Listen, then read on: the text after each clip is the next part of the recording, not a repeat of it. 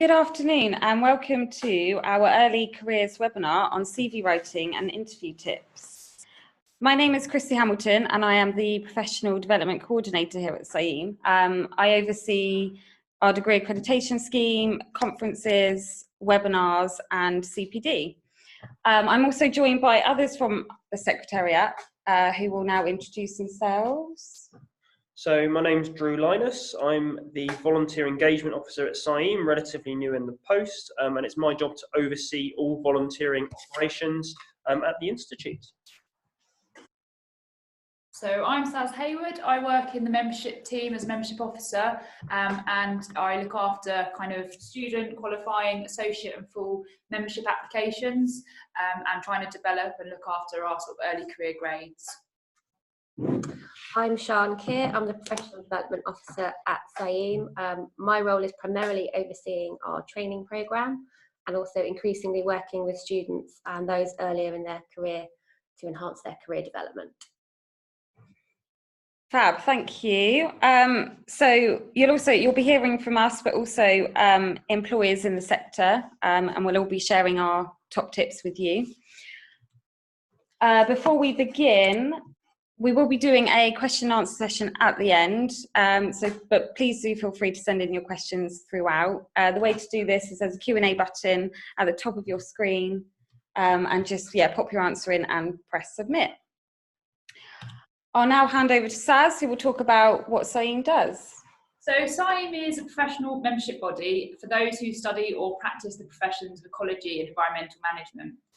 We are an increasingly influential voice and we are transforming the professionalism of the sector, influencing ecology and environmental legislation, policy and practice. By working together with our members, we believe we can make a difference, leading to a world rich in biodiversity for the benefit of us all now and in the future. So we have about 6,000 members and they work for a wide range of employers in a varied ecological and environmental management roles, and have expertise in the practical application of ecology and environmental management. So our membership reflects the depth of the profession, ranging from students and apprentices embarking on a career in the sector to directors, senior advisors and policy makers. Areas of work include scientific research, policy, science education and communication, ecological consultancy and environmental services. You'll see a few of the employers on the slide. They can include government and statutory bodies at a local, regional and national scale, non-governmental organisations and charities, universities and research councils, as well as private consultancies, engineering and utility companies, and many more. Great, thank you, Saz. So we'll now go on to our top tips, and we've got some lovely members here with us who are working in the sector. So I'll now hand over to Chris Gerard, who is the Natural Catchment and Biodiversity Manager at Anglian Water. Thanks very much, Christy. It's a great pleasure to talk to you today. I've been asked to give you some 3 top tips on CVs and interview skills. Just a little bit about me. I now work for Anglian Water, but I've been 30 years in the nature conservation environmental sector. Prior to being with Anglian Water, I was the head of living landscapes at the Wildlife Trust of Beds, Cambs, Northants. I'm now a board member of CIEEM as well. I'll first say, actually, congratulations for moving into this sector. It's a vital, challenging and rewarding sector to work in, and if you're as happy as I've been in this sector, then you're in for a really enjoyable career. My first top tip, Christy, if you could click on.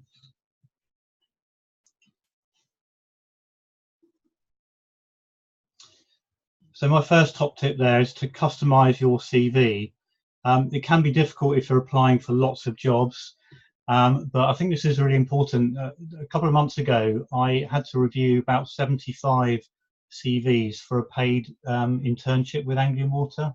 And I probably spent about a minute on each one to check whether the skills and the experience we're after was there. So it's not a lot of time to scan through a CV, and you hear stories of HR professionals spending even less time doing that. So I would strongly urge people to look at the key things that the employer is asking for and really try to draw your attention, the employer's attention to them, either at the start when you might be writing a paragraph about you as a person, or highlighting throughout the rest of your CV the key elements that you think the employer is looking for.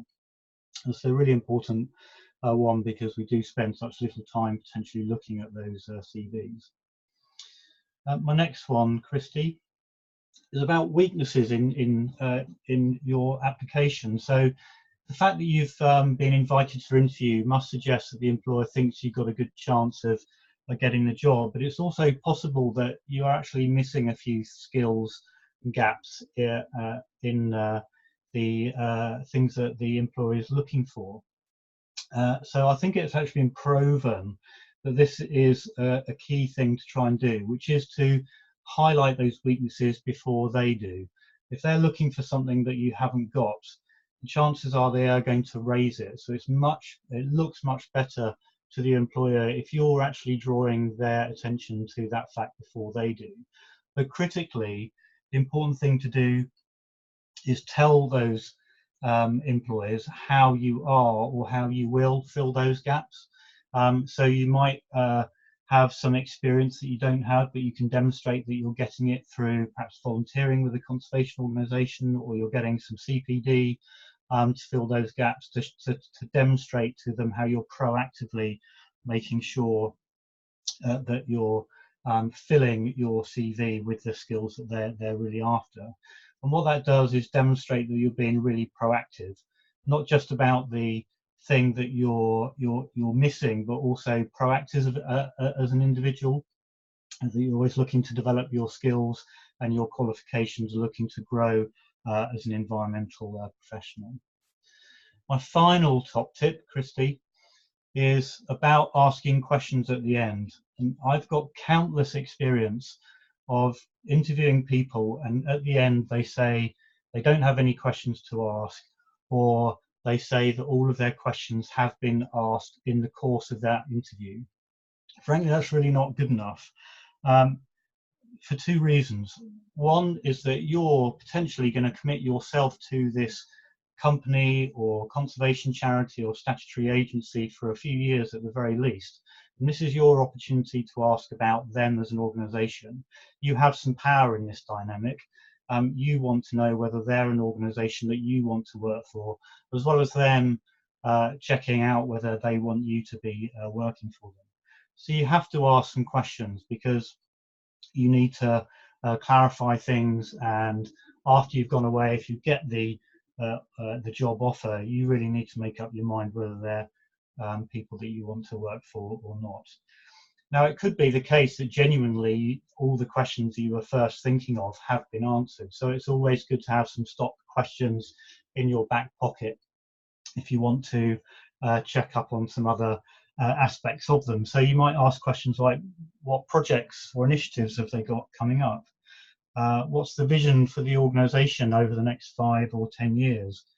How's the organisation preparing for some forthcoming policy or piece of legislation, like the stuff that's in the current Environment Bill? What's your approach to staff development? Or do you support your staff supporting the sector? So, for example, if you wanted to volunteer in CIEEM's member networks or specialist interest groups, would that organisation support you doing that? And you'd hope that they would, and that gives them some measure of you as an individual, being very sort of proactive and leading and enthusiastic and engaged. That's the sort of person I want to interview. And it also enables you to query them as an organisation. Are they the sort of organisation that supports staff development and supports staff that are going to be much more proactive in working for an organisation that wants to move forward? So those are my 3 top tips. I think they both help get you in the door, but also really portray you as the sort of individual that I want to be working in my organisation. Thanks, Christy. Thank you so much, Chris. That was brilliant. Thank you. We will now move on to Stephanie West, who works for the National History Museum, natural. And that's Steph? what I'm going to make at that point is always make sure you get the name of the organisation. I know, that's very embarrassing. Thank you, Christy. So I'm Steph West. I'm UK Biodiversity Training Manager over at the Angela Marmont Centre for UK Biodiversity at the Natural History Museum. And I've been working here for about 5 years now. But prior to that, my career to date has been a bit of a wander through the ecology sector, from working for local government to working for private consultancy and working in education in university as well, teaching and training the next generation of enthusiastic and excited ecologists. So Christy, if we can just pop on to the next slide. So I'm going to be talking to you about a few of my things that I've seen coming through when I've been interviewing and reviewing CVs for various roles over the last few years.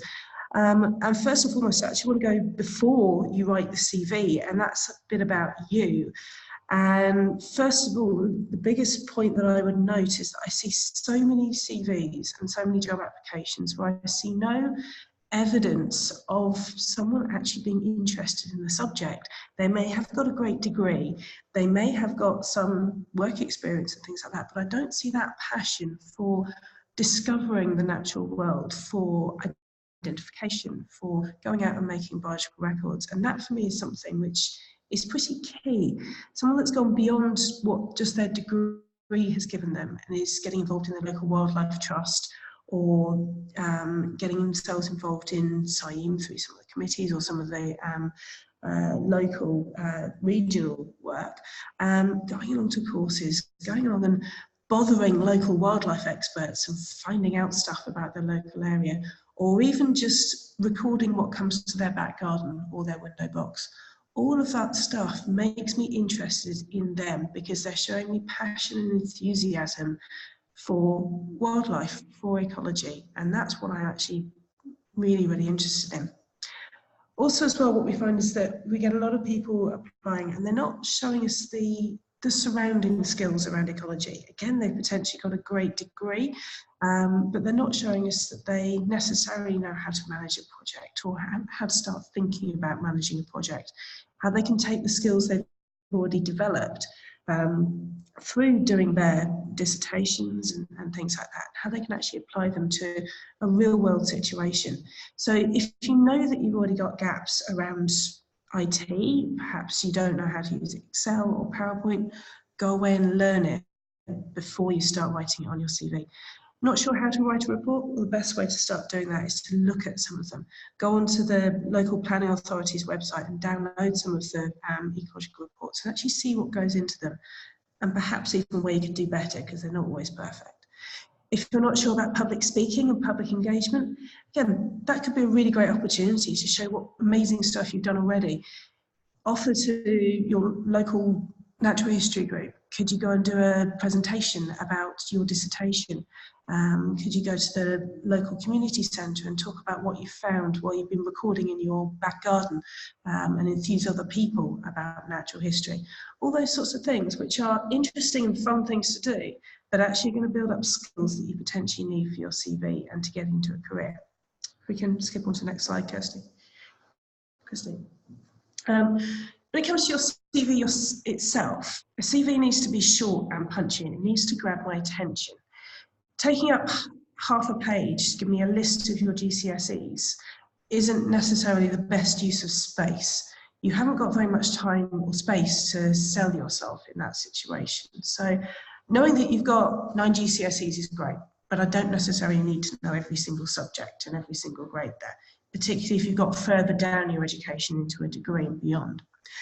And then tell me what skills you have. If you want me to know that you are going to be great in this job, I need to know that you've got skills which sit next to that job description that I've written. So tell me in your CV, and this cuts back to what Chris was just saying about customizing your CV as well. Match your skills up against the job description on your CV so that I can instantly see that I've got confidence that you know what skills are necessary for the job that I'm offering. And within that, don't just tell me that you have great interpersonal skills or you have fantastic IT skills or you're an excellent project manager. Give me evidence for them if you can.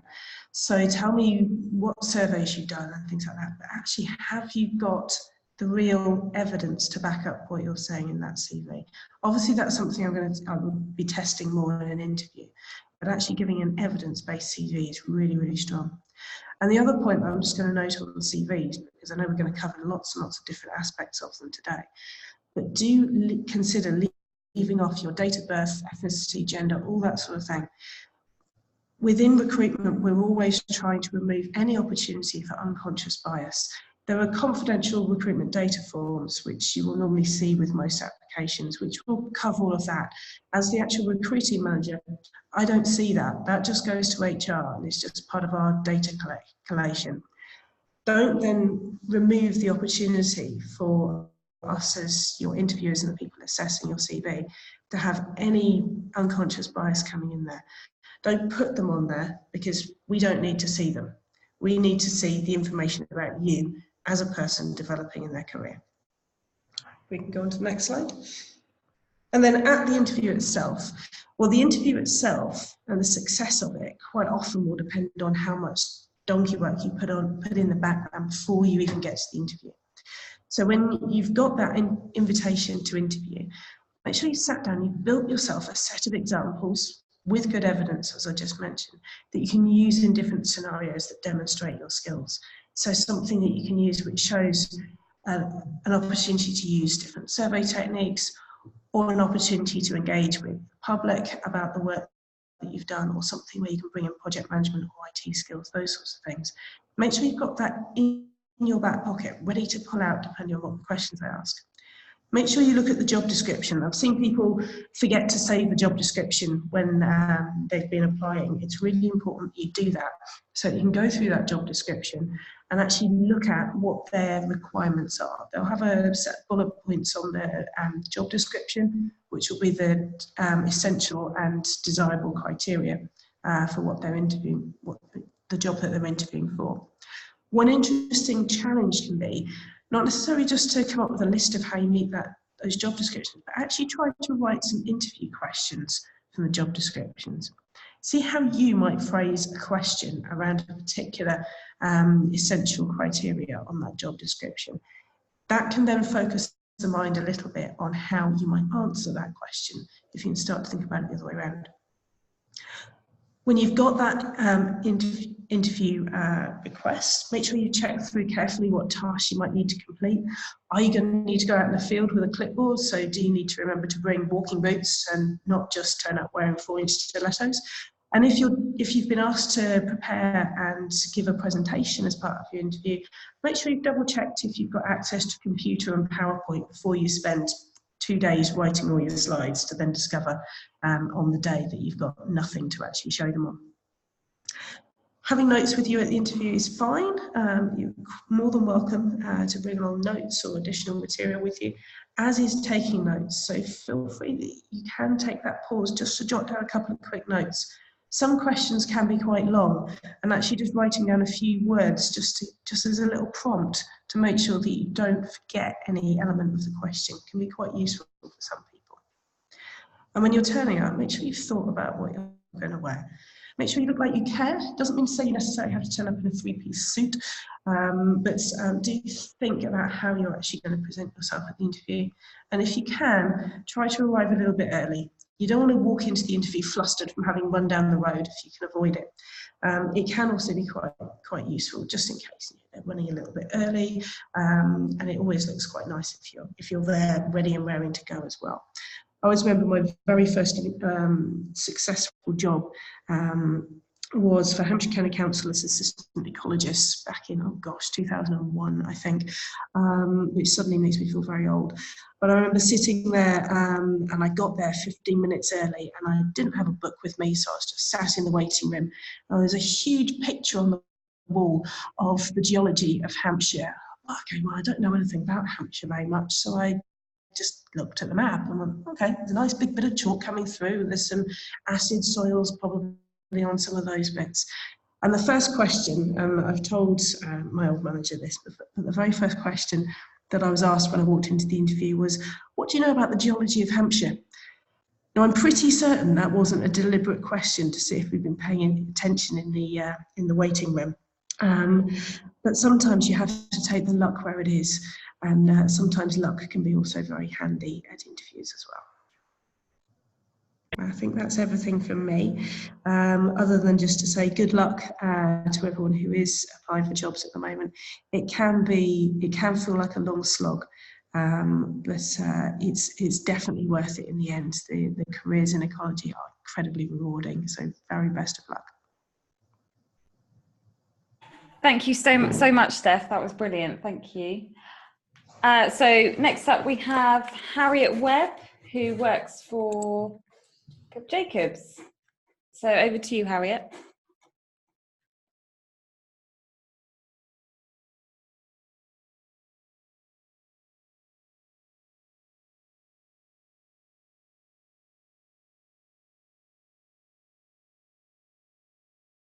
I am and give me a bit of an introduction. Hello, sorry, I think I was unmuted then, was I? Can you hear me now? Yes, we can, yeah. Okay, Thanks, great. Harriet. So if we move on to the next slide then, great, and I'll introduce myself. There we go. So as Christy very rightly said, my name is Harriet and I work for Jacobs. I'm currently seconded to HS2 and basically, why should you take my advice? So I got my first consultancy job whilst I was at university, and unlike Steph, I've been in the consultancy sector ever since I started, and I started with similar companies to the ones that I work with now, and I've been gainfully employed for about 20 years now. So Jacobs is one of the big global providers of technical and professional and scientific services. We've got about 200 ecologists working for us. And as I said, I'm now seconded to work within HS2, and I am the area manager for Central, working there. In addition to the consultancy role, I'm also the convener of the Welsh Geographic section for CIEEM, and I'm also a member of the tech session of CIEEM as well. All that stuff over. I'm also hugely passionate about all things ecological. Being Welsh, rugby is really, really important. And yeah, it might have only been 1 point in the weekend, but it was still 1 point and we're through to the next round. I'm also incredibly passionate about African mammals and things like that. One thing I do need to say is, although I work for HS2 and Jacobs, these are my own opinions. Sorry for the consultancy sector information. So can we move on to the next slide? Right, so I also get to do the fun stuff as well. So in addition to the consultancy side of things, I also guide. My background is in Africa, and I've actually had some guiding interviews. And there is a little bit different to the consultancy sector interview questions you get, because you tend to talk about ammunition and how you would manage situations with respect to some large African mammals. So that's just a bit more background on me and who I am. Can we move on to the next slide then, please? Okay, so some top CV tips. I know Steph and Chris have gone over some of them, but hopefully some of this will now reinforce some of the tips that we are giving to you. They've mentioned obviously tailoring your CV to the advert, and I think one of the key things that I can give you is look at the language that the advert actually uses. If it specifies a type of person or a type of skill in that role, make sure you reflect that language and mirror those attributes for that particular person in the profession. Also, emphasize those key areas in your employment history that are relevant to the job that you are applying for. Very often we might see somebody waxing lyrical about an amazing dissertation that they did overseas, but they then forgot that they did some really pertinent local voluntary work. So making sure that you get those things in. On that basis, make sure that you mention any of those other skills, some of those softer skills that Steph and Chris both emphasised, and any qualifications or passions that you have that you can bring to that job. Even those voluntary skills that might not be relevant to the sector. Did you do a paper round? That's certainly good to emphasize that you can get up early if you've got to do some BAT surveys or navigation skills. I know it might seem tenuous, but it does help to support the skills that you've got. Really ensure that the document that you provide is really clearly presented. As Chris said, he can have hundreds of CVs across his desk, so make sure it looks good and make sure that you're up for the role, make sure it's clear. And I think Steph also mentioned making sure that it's concise, making sure really it doesn't go more than 2 pages.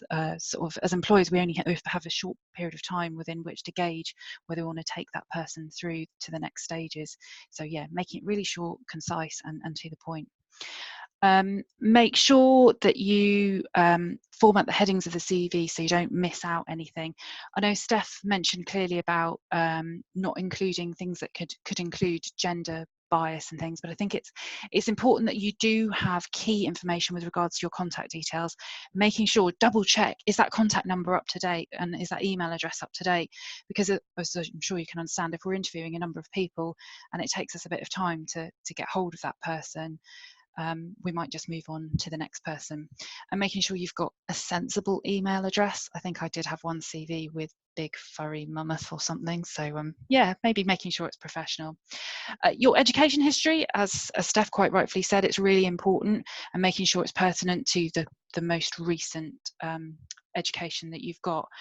But make sure it's key to the stuff that you're going to discuss. So for example, if you did a really good dissertation topic that's relevant to the sector, make sure that's highlighted, but maybe don't highlight some of the other sectors.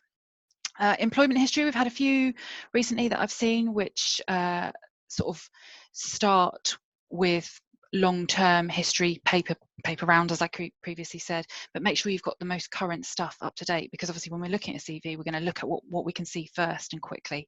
So make sure you've got your initial career information towards the back of the CV. Some of those core skills as well, for example, are you Microsoft Office competent? Can you use PowerPoint? Can you use Excel?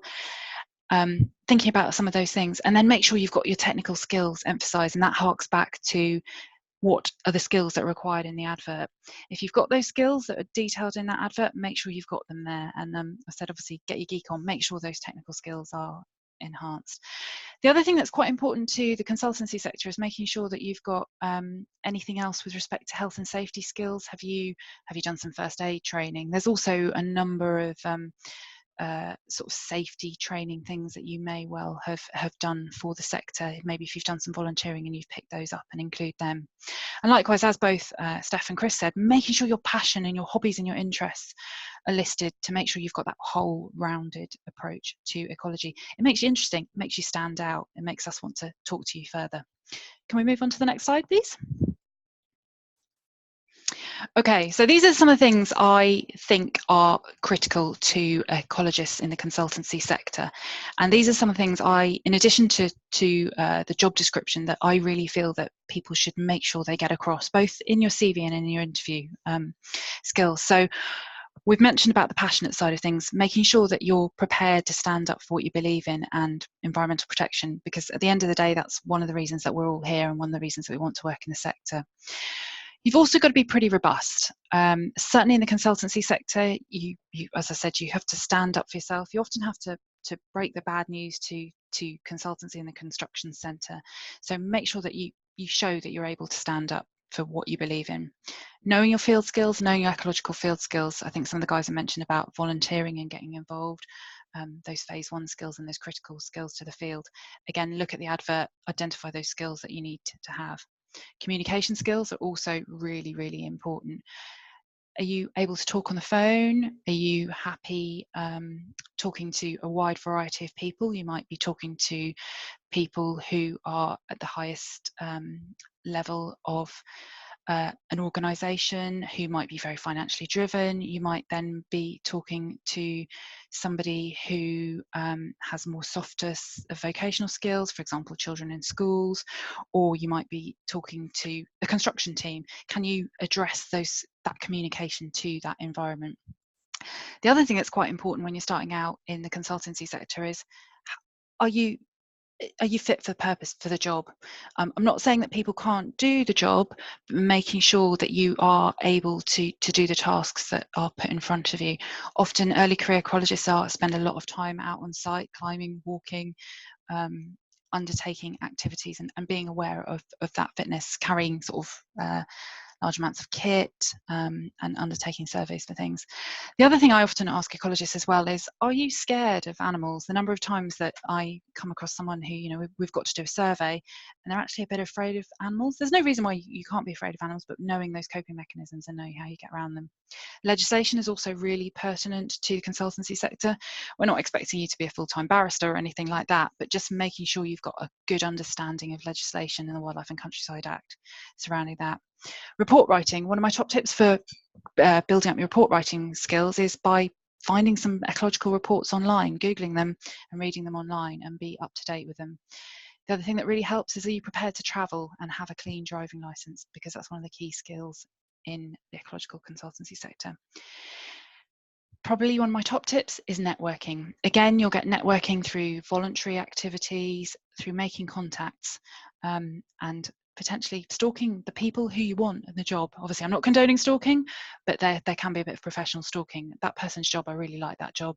I want to find out who they are. Be cheeky.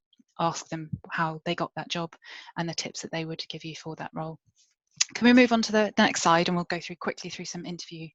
Oh, the other thing I obviously wanted to say, no merciless plug here, join CIEEM, because that puts you above others who may not have join CIEEM, and when we look at a CV, that's what we're looking for, something that puts you ahead above the others. Right, if we can move on to the next slide then, please. Right, some interview tips. Again, Chris and Steph very kindly mentioned a number of things about being prepared for that interview. So some of the tips for doing your homework before that interview is, oh God, I'm mentioning stalking again, but yeah, really stalk the company that you want to be part of, or those people whose job you want.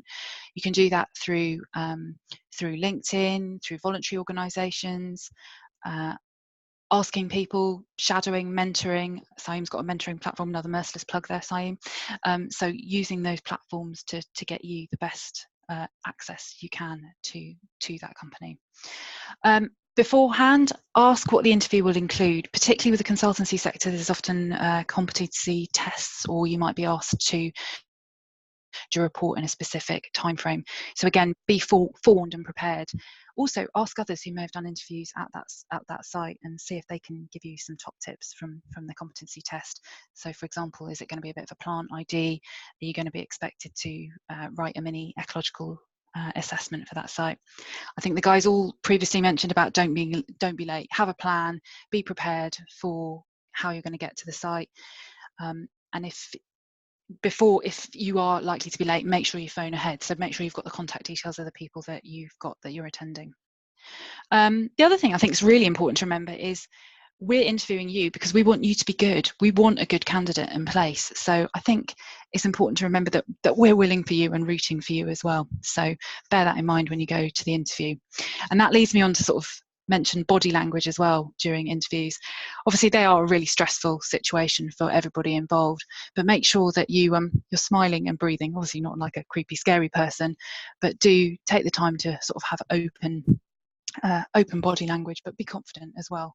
Turn off your phone. I'm just making sure my phone's turned off, but yeah, keep your phone switched off. The number of times I've had sort of someone like fiddling with their phone or checking something as well, it doesn't look very professional. The other thing to do is take a copy of your CV. Obviously, we're in the environmental sector, so you might want to take an electronic copy of it, take it on your phone so you can email it just in case someone hasn't got it. And like the guys have mentioned, take a notebook and a pen, and questions for them. Questions is really critical, and I think Chris highlighted some really good ones there as well. But one of the things I'd potentially ask is, why do you like the company? What brings you to this company? What do you think's good about it? Take time to think. So sometimes, as the guys mentioned, you might get a really long question. You're like, oh, I want to blurt it out, sort of go through it. But don't be afraid to say, oh, can I have a moment to think about that? Just to buy you a bit of time to calm yourself down and breathe again and think about that question. Also, if you think, oh, again, it's a bit about weaknesses. You may have sort of answered a question during the interview process and you think, oh, crikey, I wish I'd answered that a little bit better. Again, that little bit of sort of reflective thinking will show your maturity in the interview, and the interviewer will respect you for that. And everyone appreciates the stressfulness of the interview situation. Again, emphasising what Chris previously said about knowing your strengths and things and making sure that stands out, and likewise knowing your weaknesses and having a response for that. Be honest is the other key thing I would say. A number of times I've seen people interviewed where they claim outrageous competencies and things, and then you sort of get them in the field and things, you're like, whoa, that's a bit weird, so don't do that. And then I guess my final tip is to ask for feedback, either at the end of the interview or later on. It gives you the opportunity to build on interview tips. Maybe it didn't go quite that well that time, but next time it will. So yeah, that's great for me. So I think I've got some other couple of slides with regards to questions, but I think we're going to do that at the end of the webinar. So basically, say good luck, and it's a fantastic sector to be in, and join CIEEM too. Thanks very much, everyone. Thank you so much, Harriet. That was brilliant. Thank you. So finally, we will now hand over to Chris Smiley. Okay, hi. So yeah, I'm Chris Smiley. I'm currently Programme Leader of the MSc in Countryside Management at Scotland's Rural College, and teach countryside and environmental management at undergrad level as well. Prior to that, I was a consultant for a number of years, working with Jacobs, same as Harriet, but a few other places as well, both in Africa and in the UK. And then prior to that, I was working with the Scottish Wildlife Trust and Scottish Water. So first question that I would ask is, what is a CV for? If you could advance that, Christy.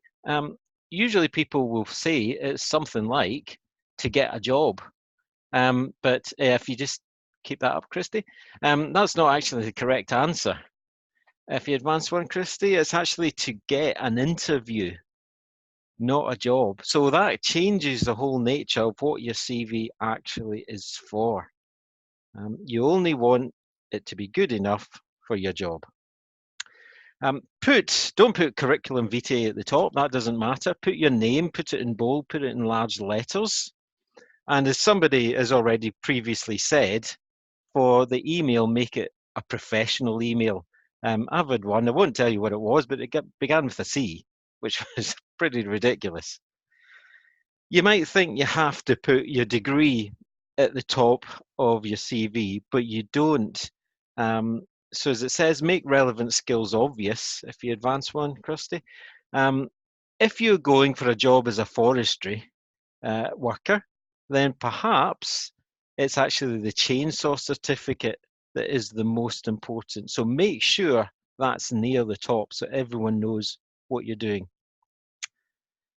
What you get a lot is people saying this, I can't get a job because I've got no experience. And in many places, many degrees, that's absolutely true, but it's not true in the environmental sector. So what you can do is to volunteer. But there are many volunteering opportunities. So you have to make your volunteering relevant to what you're actually looking to do. So you've got to ask yourself a few basic questions. Do you want to work alone or in a team? Do you want to be dealing with the public? Or do you want to be a generalist or a specialist? So all that means is you've got to examine exactly what kind of job you want. So that has to happen beforehand. So for your CV, don't include everything. You know, if it's not relevant, if it's a long time ago, you don't have to put that in. Same time, don't lie, don't over-exaggerate what you've been doing, because you'll eventually get found out. But the other one is not to be brutally honest either. Because remember, your CV is not to get a job. Your CV is to get an interview. If there's some things that you've not exactly enhanced, but you've not told the absolute truth of it, that will be up to the employers to actually figure out whether what you've got matches what you've got in your CV. So if you lie, you're not going to get there. If you were part of a team and perhaps you didn't do as much as maybe the CV suggests, that can be okay as long as you're not actually trying to lie about it. Can we move on to the next slide, please? Yep. Okay, this is normally one of the first questions that you'll get asked. So tell me about yourself. Therefore, you have to know what your CV is. You have to know all your different projects and the years you did them and what you were specialising in them. So don't just constantly look at what the job spec wants from you, also look at what you're good at. You might be asked for a weakness, and make it job related. We all die alone as a fear isn't really the sort of weakness they're talking about. So try and get your strengths and weaknesses. So you might come up with a few buzzwords, such as these ones. How'd you find them? Well, I just did a simple Google search, and I came up with a load of personality tests. If you advance on yep. So there's all these different personality tests, and there's far more, and there's job aptitude tests and the skills tests. So you get an idea of what you're good at. It's also a good idea to do a SWOT analysis as well, which will come later, but I'll just talk about it. So the SWOT analysis will tell you your strengths, weaknesses, opportunities, and threats. But with the SWOT analysis, especially in Britain, we tend to hide a light under a bushel a little bit. This kind of tells you where you're actually good and where your weaknesses are, and just be honest about them, including what you're good at. What I went past is I'm a good team player. You might have that in your CV. Yeah, everyone's going to say that. So you've got to prove it. So come up with different scenarios, a few case studies that you've undertaken, whether at universities or whether outside projects, that you've actually done, that's going to prove that you're a good team player or that you're a good communicator or whatever it is that your strengths are. Okay, can we forward one again? Quite often in an ecology interview, and it will be the same in other professions as well, but let's just stick with ecology. They might say, how would you identify, and the picture that's going to come up, some of you might recognize is false oat grass, but you might not know what a false oat grass is. But the very fact that someone said grass, if you could click a couple one, you will see that you identify grasses by the inflorescence, the ligules, the panicles, all those kind of things. So start talking around it, even if you don't know the complete answer, because this isn't a test. This is your opportunity to show what you're good at. And if you start saying, well, this is how you identify vegetation or grasses or trees or something like that. But really, what I do is I'm better on mammals, because unless you're going for a single job, researching grasses, the chances are in the consultancy, you're looking at a wide range of species. So you might start talking about that, and then rather than waiting for it, you move the discussion on to how you identify a badger. And you point out all the signs, and the employer knows that from then on, they can employ you as a badger specialist from day one. And then you can start picking up some of the other skills as well. And I would say get a specialism. If you're good at birds, that's great. If you're good at plants, that's great. Otherwise, try and pick up one of the protected species, the badgers, great crested newts, otters, bats. Join your local amphibian group, your local bat group, your local mammal group, whatever it is, to try and get a bit of a specialism, because people don't have time to train you up. You have to go in there with the skills already.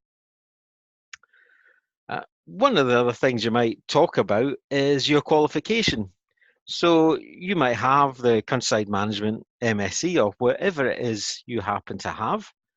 You will, and in the next picture, so will every single person that you studied with have that.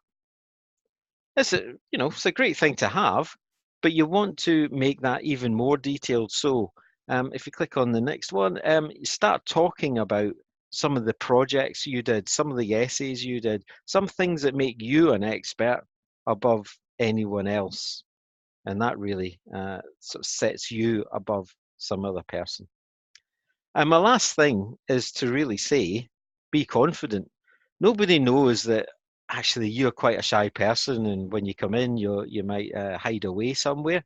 You just go in, you act, you pretend you're something you're not, and in you go. It's important to remember you just need one win. You might apply for 100 jobs and you might get turned down by 99 of them. They don't matter.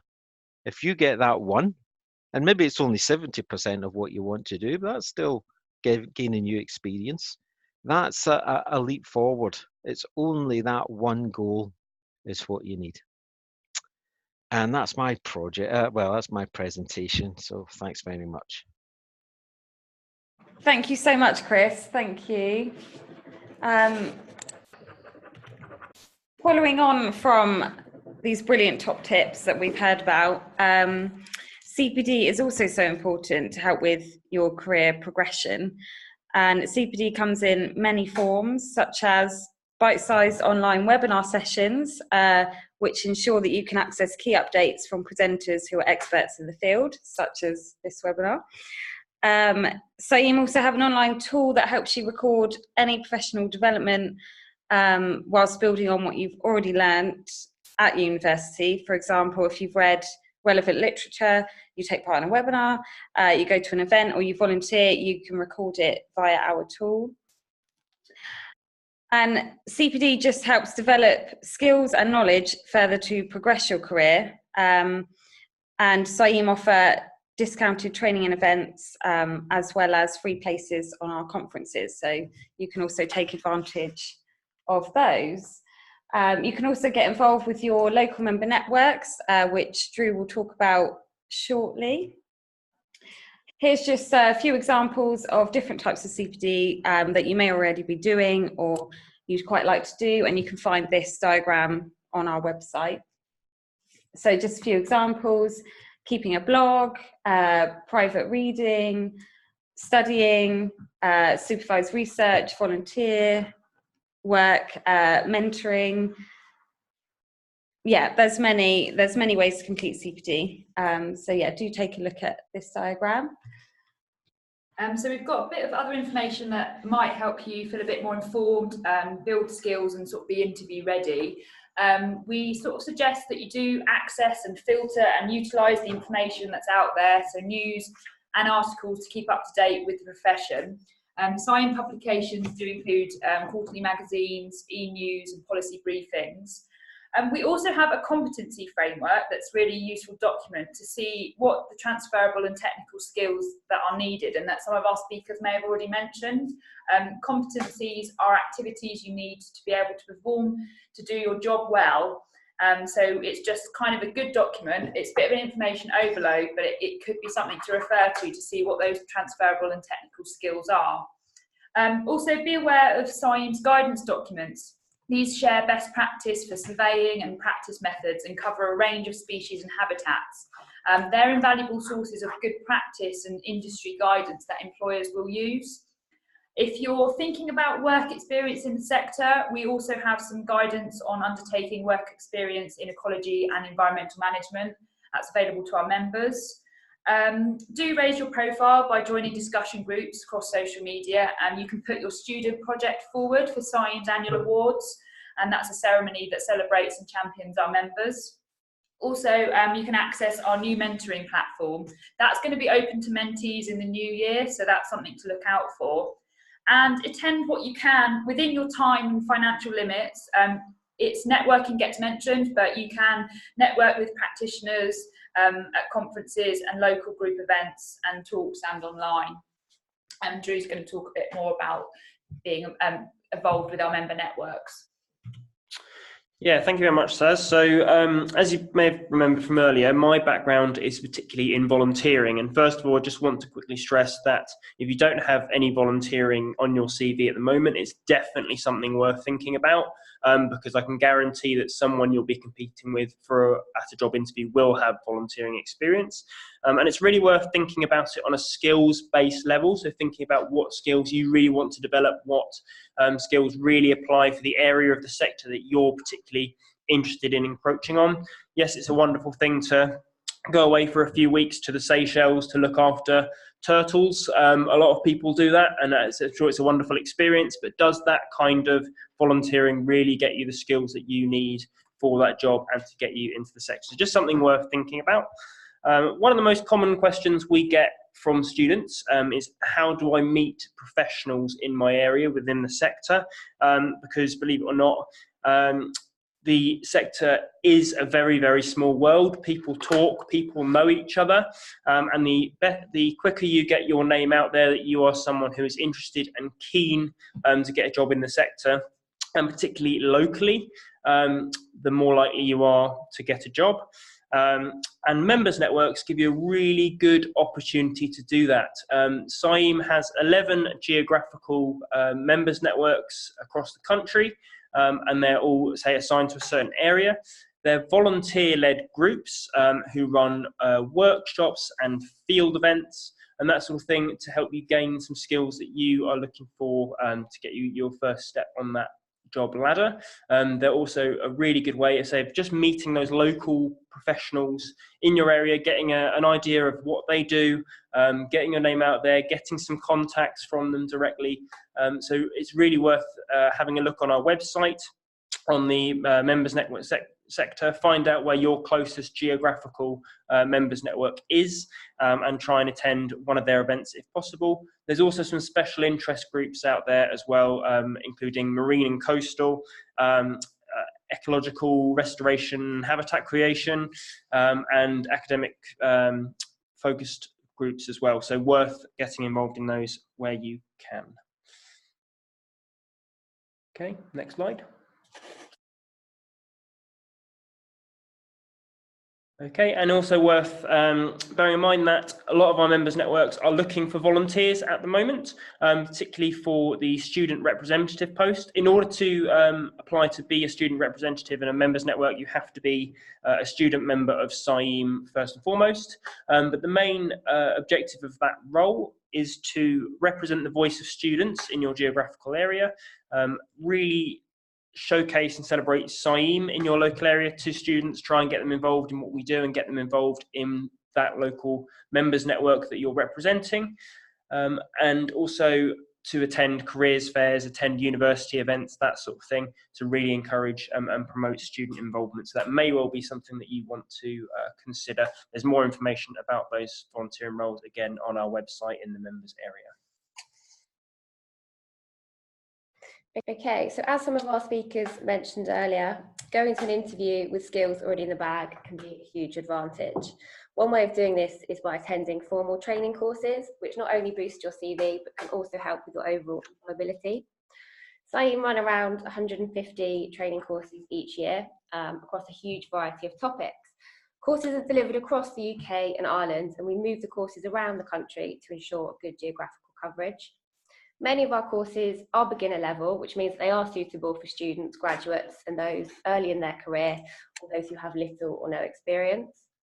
The courses are both classroom and field-based and are delivered by a network of specialists and industry experts. All of our courses are available at reduced prices for members. It's just one of our many member benefits. And they all build relevant skills and knowledge that will be useful to you in the sector and that you can list on your CV. Here are just a selection of upcoming training courses. These are all beginner level courses, and it's just to give you an idea of what we can offer.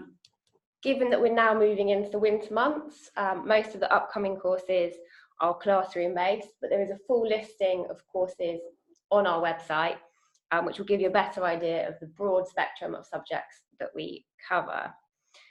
So please do take a look at those to get a bigger picture of what we can provide for you, or get in touch with us if you have any specific questions.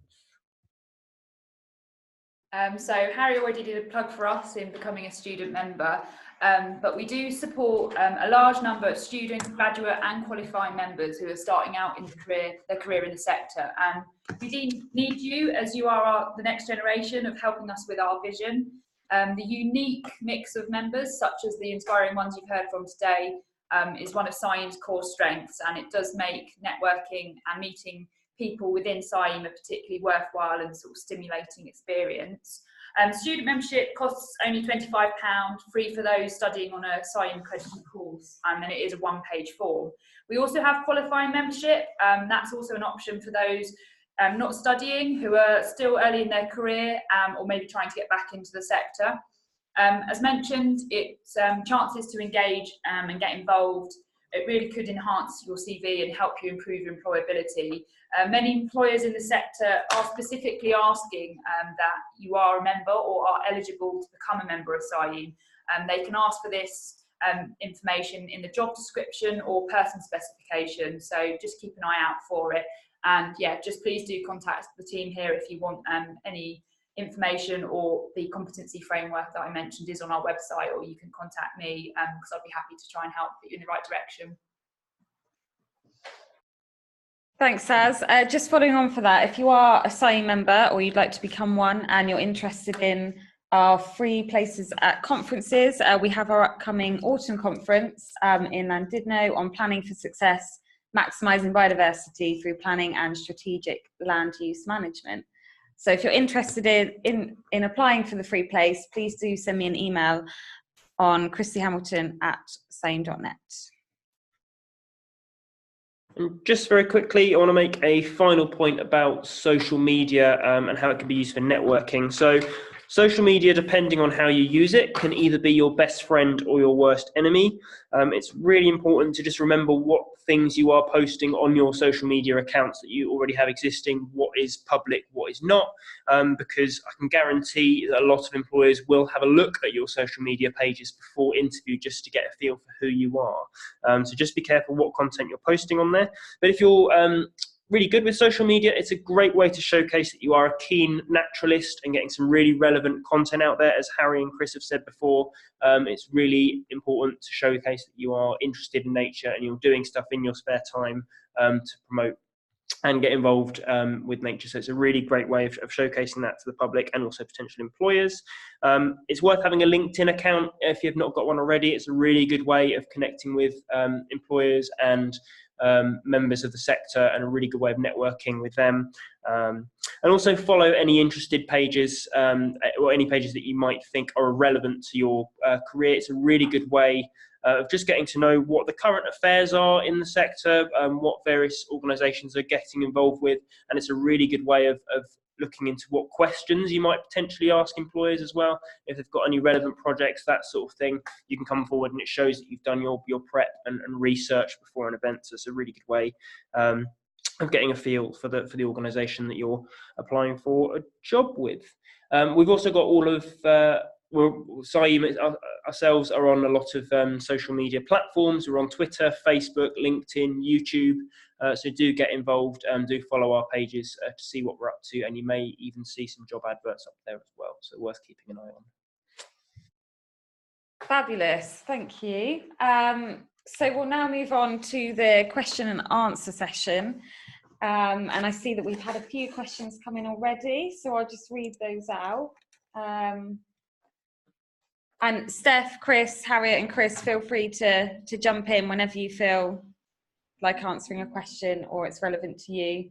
So we've got a question here. When saying about highlighting weaknesses before a potential employer does, is this to be done on the CV or during an interview? Chris, wasn't it? So Harriet, yes, please go ahead. Hiya. I would suggest that it's probably something to bring up tactfully in the interview if they ask you about potential weaknesses. As Scottish Chris Smiley said, your CV is sort of effectively a shop window to encourage people to bring you to interview. So my personal opinion would probably address that where appropriate during the interview and use it to potentially answer a question that you're asked, because it's a typical sort of interview question. Where do you think your weaknesses are and how do you think you can overcome them, would be my suggestion. I don't know if Scottish Chris wants to highlight anything further. Scottish Chris, eh? Sorry, I'm Welsh, it comes naturally. Yeah, I would agree completely. Yeah, you don't want to say what you're bad at, because it's CVs.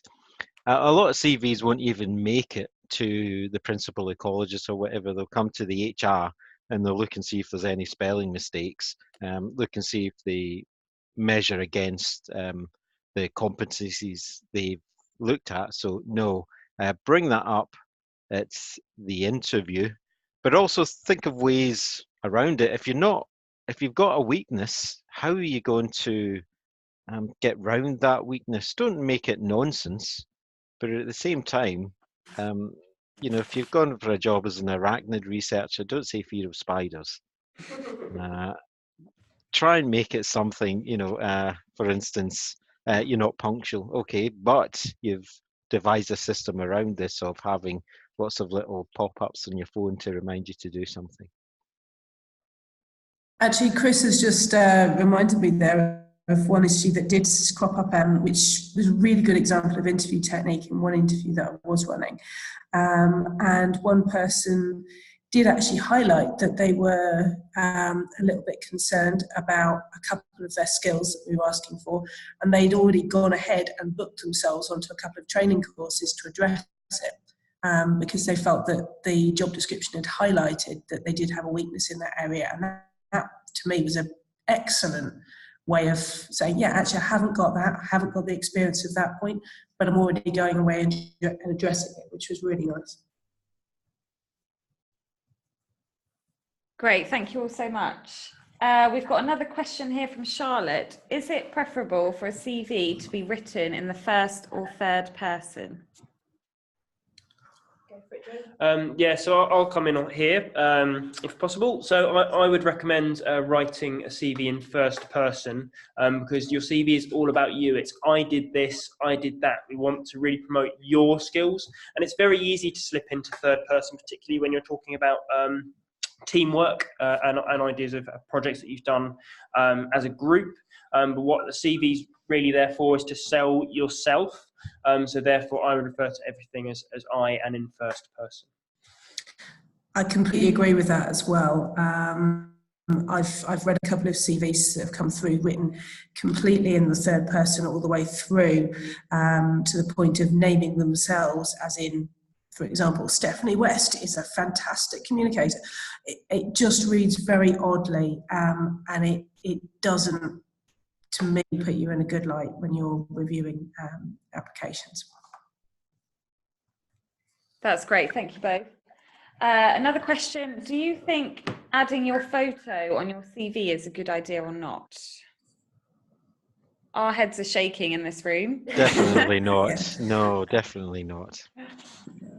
Again, Yeah. like the point I was raising about, you know, removing any potential chances of unconscious bias, I really don't want photographs in CVs that come to me. We've got very clear guidelines here at the museum about, you know, recruitment and recruitment policies around unconscious bias. Can I was going to take a chip in. Obviously appreciate the unconscious bias, and a lot of companies prefer you not to, but I would suggest, if you can, ask the employer, particularly if you've got access to their HR line, and just check. Yeah, because I have seen some very swish CVs with some pictures included on them, with someone demonstrating some of their sort of their applicable ecological skills in the field and things like that, and that was certainly different. It certainly caught people's attention. So yeah, I would double check with what the requirements are for that particular person and of that particular company in the industry. And if you do have any questions about sort of job role, you can always ring the employer as well, can't you? And sort of, if you think, oh, actually, I'm not quite clear on that and how to get that across, or, you know, like Harry said, shall I check what their sort of format might be? You can ring that employer and ask before you sort of submit a formal application. Absolutely, ask and ask again. They may not respond to you, but sometimes they might, and it might just give you that little advantage.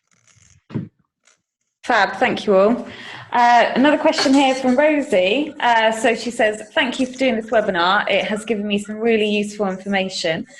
In graduating in 2020 in BSc Geography, I'm looking into Masters in Environmental Management and Ecology, but have been applying for jobs too. Do you think companies would consider a geography degree? It's Chris Gerald here. I think my answer to this, well, it does probably depend actually on the job and the specific requirements of the employer, but my feeling would be yes, that there are a range of degrees out there with different emphasis, whether it's physical geography or human geography. You know, environmental management, environmental science degrees can be very varied as well. So I wouldn't be worried about having a geography degree if you want to get into the sector at all. But again, going back to the CV writing tips from Chris and the interview tips, just emphasize the stuff that you have learnt in that degree, to bias it towards the sorts of things the employer is looking at. But also, if that degree is lacking in some of the other things that you think you need, show what you're also doing alongside it to develop your identification skills, for example, or other things that you want. Certainly the last couple of jobs that we've advertised for, we've had a number of geography graduates at interview, and I wouldn't see it as a disadvantage at all. Yeah, to come into that as well, Chris, I would say that also I know, although having a degree is a massive asset to you and does increase your chances of getting a job, it is possible to break into the sector without a degree as well, as many people do, through the skills that they've gained through volunteering and other activities. So it's also a focus on what skills you have and where you've got them from. Yes, you may have got those applicable skills from your degree, but also if your degree doesn't give you the skills that you're looking for, there are other ways of getting them too. So just worth thinking about that. Yeah, I just wholeheartedly agree with everything that's been said on that. I mean, speaking as someone who once recruited someone with a degree in English and a master's in Renaissance literature for a science role, you will need to build up additional skills, but there's certainly no reason at all that geography would hold you back in any way. That's great, thank you everyone. We have kind of a similar question here. So does the panel have a view on how easy or possible it is to get a paid job in environmental consultancy without a degree in the sector? Can you do this on volunteering experience alone? So my answer is, as someone who's in the volunteering sector, my answer is yes, you can. A lot of people have broken into the consultancy sector with just volunteering. Often it's quite a lot of volunteering. We're talking, some people will give 1, maybe 2 years of volunteering before they break into the sector. But yes, it is possible. It all just depends on what skills you have and how you can showcase that you've got them. A degree is a really good way of showcasing those skills, but there are plenty of other ways to do it. Just in addition to that, sometimes not having a degree alone, you often build up the practical skills that are really useful in the role in consultancy. And that again can come through voluntary work and from attending training and additional extracurricular activities, either alongside or instead of your degree. And also, yeah, Steph mentioned the transferable skills, so don't undermine yourself. You could do not relevant work experience or voluntary, and there's transferable skills are also key, so that big yourself up in that sense as well. Yeah, thank you. So we've kind of touched on the answer for this already, but Yasmin says, I have a BSc in environmental sciences and a PG dip in marine sciences. I have done volunteering work in marine labs and have a full-time job in a different field. Where I live, there are 0 chances to work or get experience in ecology. How can I ease my way into the field? No employer would want to invest in a complete ecology refresher. I would have liked to have asked Yasmin where she is, where there's 0 chances of getting work in ecology.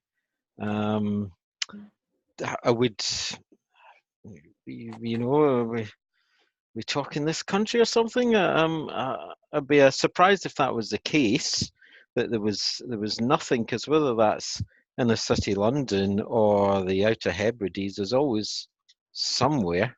So Yasmin has just, sorry Chris, Yasmin just written in and said she's in the United Arab Emirates. Okay. I don't know if you could share my email. There is some environmental stuff in places like United Arab Emirates and Bahrain and Egypt and all along there as well. So it is possible to get in there.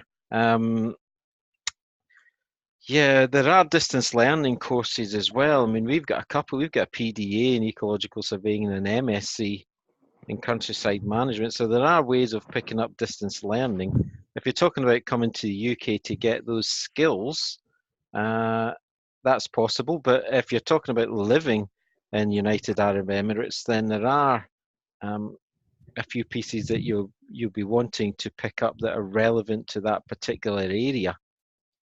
So it might be worth looking at a few international courses and a few assessment courses. There's not too much field ecology. I used to live in North Africa. There's not too much field work going on there, but there are things like marine mammal observations, and I've been involved in projects where there's been development, and it's a lot easier to do development projects out there. There's, sorry for going on, there's plenty of consultancies out there. Ask about, just send your CV, arrange an interview, not for a job, just for a chat, and ask about volunteering with those consultancies, and you should be able to get something from that, hopefully. I wonder if one of the key things to do here is, if you're based in the United Arab Emirates, try and find out what projects there are going on, conservation projects. There will be some, and find out who is leading those projects. And as Chris rightfully said, just go and have a chat with those people. If you can, just arrange just a really informal, just, hello, this is who I am. I'm interested in finding more about your project. Any way I can get involved, be that through volunteering, or they might get lucky and there might be vacancies coming up. So you never know. It's always worth an ask. Always worth an ask. I don't always know if people realise that some of the big engineering companies that you think of, I didn't know. I once worked for Jacobs. I didn't know that they'd have ecology within them. I thought they just worked on roads and bridges. But of course, all those projects need ecologists and environmental managers. So it might be that there's some engineering companies in UAE that you could maybe ask Yasmin and say, do you have ecology and environmental management in your company? Many of the Hi guys. consultants. I was just going to say, yeah, I can quite rightfully say we are in the UAE. A number of the other massive consultancies are in the UAE. The UAE, I know it's not intrinsically sort of obvious to some of the environmental stuff, but there is certainly, again, I don't know which part of the UAE that she's based in, but the Emiratis do have huge conservation programs. They've got a number of antelope protection schemes that are going on and things like that. So there is opportunity. I know there's a Dubai Desert conservation research teams as well.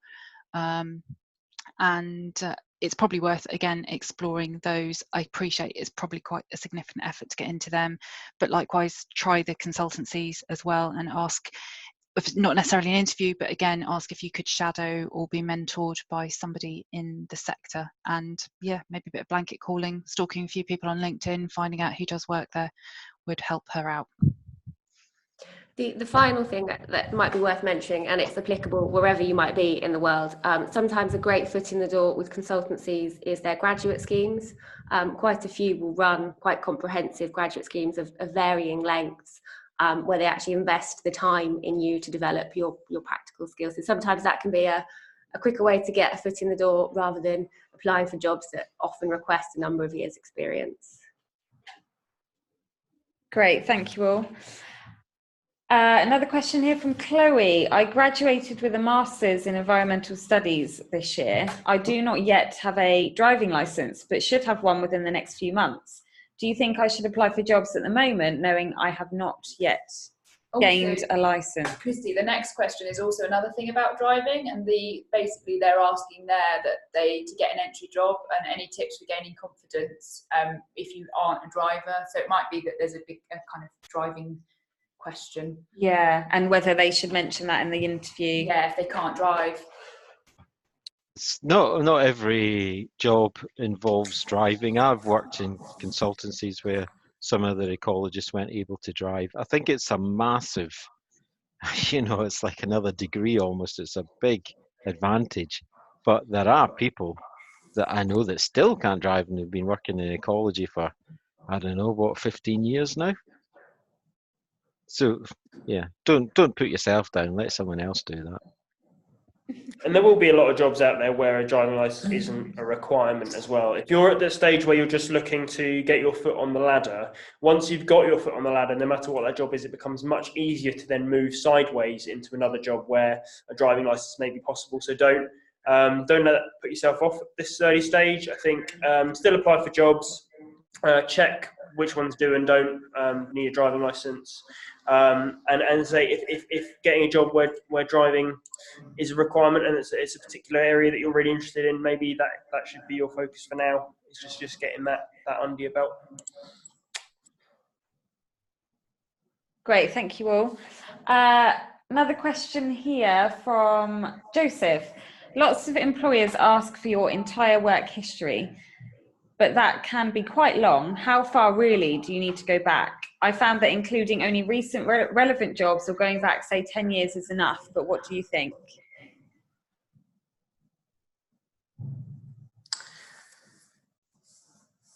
That's an interesting one, because obviously you need the current employment, and definitely, I mean, going back beyond 10 years can really expand the CV.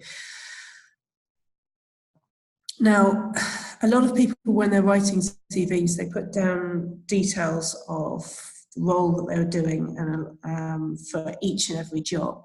Certainly going back beyond 10 years, unless it's something particularly relevant to the new job, you definitely don't need to do that. So you could take anything back to just a single line. Or you could write a sentence in there saying, you know, prior to this, fully employed in the environmental sector or otherwise, between that and degree. So it depends how relevant that work is that's prior to 10 years ago. If there's something that you really do want to pull out, then definitely put it in there. Personally, I wouldn't be that concerned if it was over 10 years ago and not relevant. And I wouldn't necessarily need to see that in a CV, certainly. Yeah, I agree with that. You would agree with that from here, yeah. Fab, thank you. Jake said, graduated from a zoology degree this year and attended a few training events led by CIEEM since, and I'm torn between going back to university for a master's related to the sector and trying to jump headfirst into a job. Is either way more advantageous? I would say the job was, if that's what you're looking to get, then, you know, if you can get an entry-level job, that would be ideal. If you can't get that job, then perhaps an extra qualification would help. If you're in that job for a couple of years and you find that you're stagnating and you can't get out of it, that might be the time to rethink your qualifications. But yeah, first of all, what are your qualifications for? If they're to get you a job and you can already get a job, then perhaps a qualification comes second. I completely agree with that.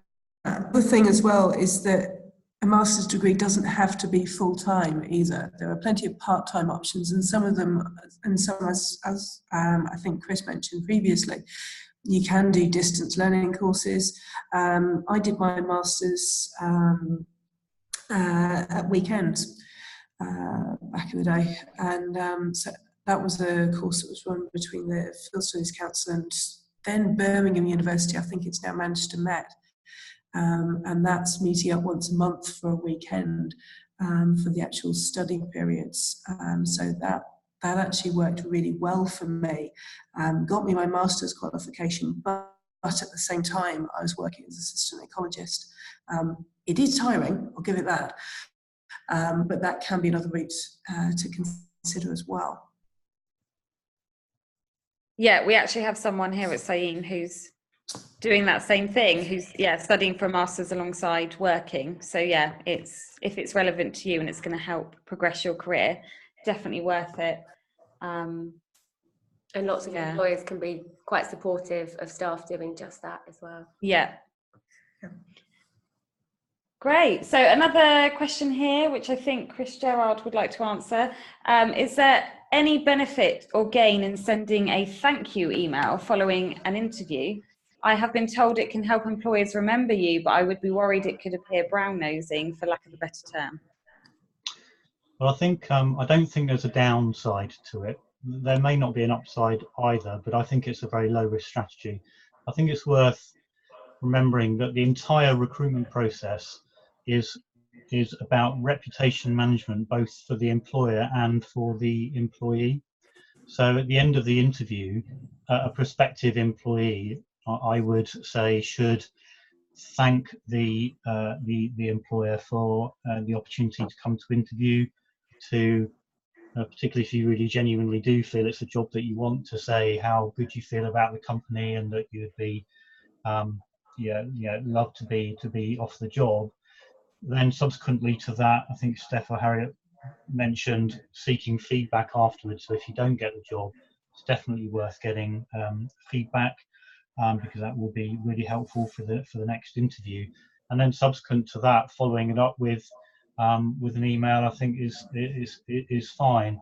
For smaller organisations, that email may actually go to someone who was actually in the interview room.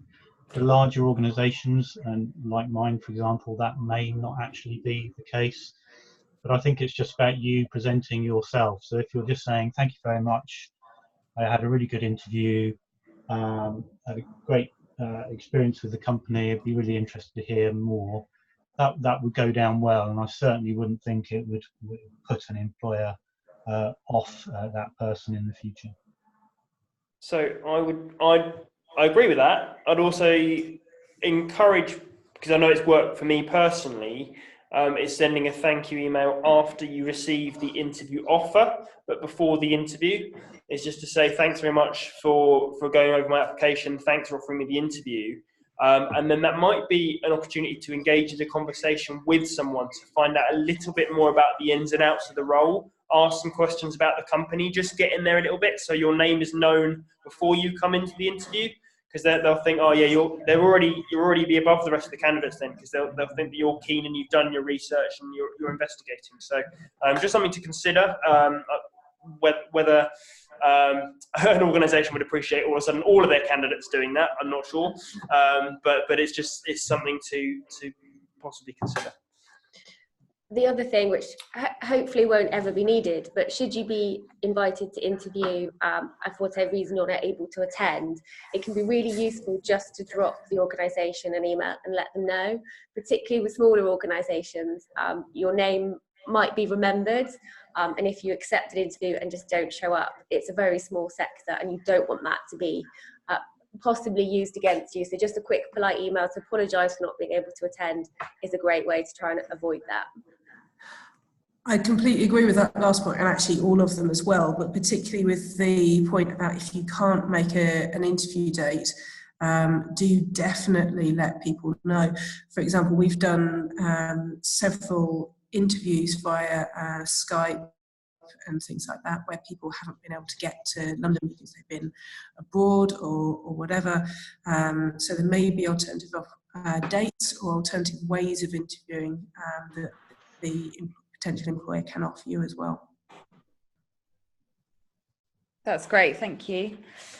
So somebody says, I have a degree in BSc Hons Ecology and Conservation and I'm looking to apply for CIEEM membership. I graduated 2 years ago. I am yet to be employed in the ecology sector, but I am still learning and developing my skills through courses and volunteering. Do I qualify for student membership or qualifying? So yeah, I can answer that. Being in the membership team, we'd love to have you probably as a qualifying member. If your courses are of level 5 or above, then you can apply for student membership still. They can be full-time or part-time. So we have got open university students with us, but it does have to be of a level 5 and above. So that's usually a foundation degree or higher. But the qualifying grade of membership could be perfect for you if you've kind of starting to try and get a bit of experience and have had some academic skills and voluntary skills. Qualifying membership is a form which you can fill out. You give a couple of statements about yourself. You identify some skills that you'd like to sort of progress with at the basic level, and then you sort of submit that to us. And we do try and keep it as low cost as possible, at £65 for qualifying membership. So it could be a perfect grade for you if you're not currently studying. Fabulous, thank you, Saz. So we just have 2 more questions left.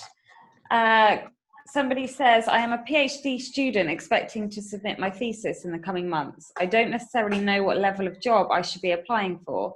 Often graduate schemes state BSc and MSc level, whilst other jobs say 5+ years of experience required. I have volunteered throughout all of my degrees, but I don't have extensive experience outside of education.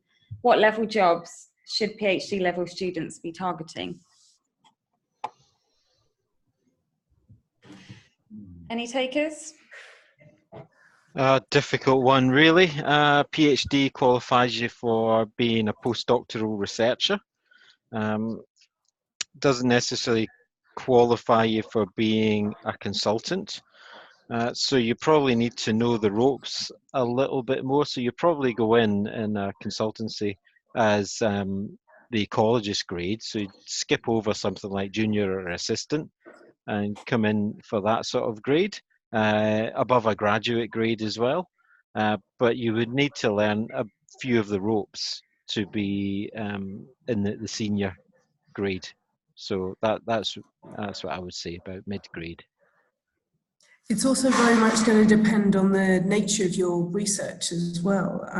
So, for example, something which is very fieldwork based may be of much more value to a potential employer than, say, if you're doing more of a theoretical lab based, depending on the kind of role that you're going for.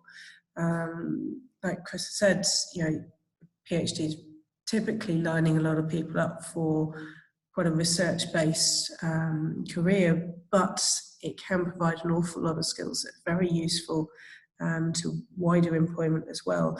Your ability to project manage, your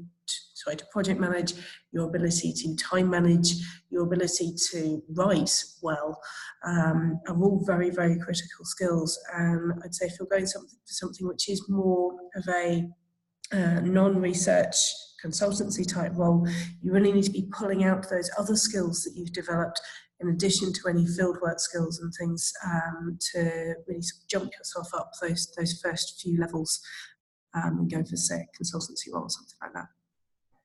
Yeah, I would thoroughly agree with that. I'd say it's more about skills really than the level of qualification that you have. If the level of qualification has given you those skills that you need for that more senior post, then don't sell yourself short. Go for those higher posts because you've got the qualifications and the skills to back it up. You just need to show it on paper.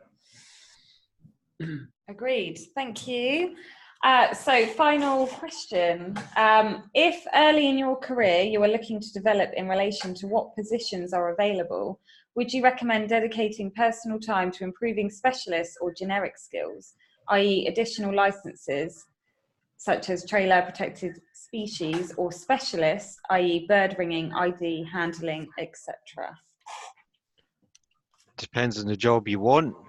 I've heard of quite a few ecologists that have went out and got back licenses, and they didn't really want to work in lofts and old buildings. They actually wanted to work in woodlands and rivers and things like that. So I would say develop those skills. I wouldn't say protected species licenses were generic either. I think they were quite specialist. But what do you want to do with your life? Is the first question I would ask, and second question I'd ask is how do you get there? Yeah, I think it's vital. I very much agree with that. Going down the route of what actually is the job that you want to be doing? Is it consultancy? Is it somewhere else? Is it working for Natural England? Is it working in research? Is it working in planning? And actually go and find out what skills within that particular element that you want to work in. And see if there are specific skills like licenses, and licenses are a very, very specific skill. They require specialist knowledge about the species group that you're going to be working with. They're not a general thing at all there. But actually, investigate what skills you might need for that career path. Some specialism certainly doesn't hurt. And particularly if you're interested in entomology, specialism can be pretty critical there. So yeah, some time spent thinking about where you want that career to go can be really useful. Also, just to re-emphasise, I think Steph's point from earlier on about presenting yourself as a passionate person in the environmental field. Demonstrating what you're doing in your personal time is extremely valuable to demonstrate your sort of personal motivation in this space. And I think a lot of career paths do would benefit from having that broader knowledge. Certainly my career path in active conservation management with the Wildlife Trust meant that I needed to have a broad understanding of a lot of things, but not necessarily a specialist skill. So I was never a field botanist, for example, but it was really useful for me to have broad field skills in plants and indeed other taxon in order to manage nature reserves, for example. So I think being able to demonstrate the personal time doing this is a really great indicator of the type of person you are, as well as the skills that you can bring to the job. That's great, thank you very much. And I think that brings us to the end of the Q&A session. Thank you so much to Harriet, Steph, Chris and Chris for taking the time to share their tips with us and be part of the Q&A. I think everyone will agree that was very useful. And also thank you to everyone that's joined us today. We hope you have found the webinar useful. We will be sending out a feedback form this afternoon, so please do fill this in as it can help improve and inform our future webinars. We also do yearly early careers webinars, so keep an eye on our website for further information about our upcoming early careers webinar. Thank you again, and we look forward to hearing from you soon. Thank you. Thank you. Good luck. Good luck. Thanks very much, guys. Bye.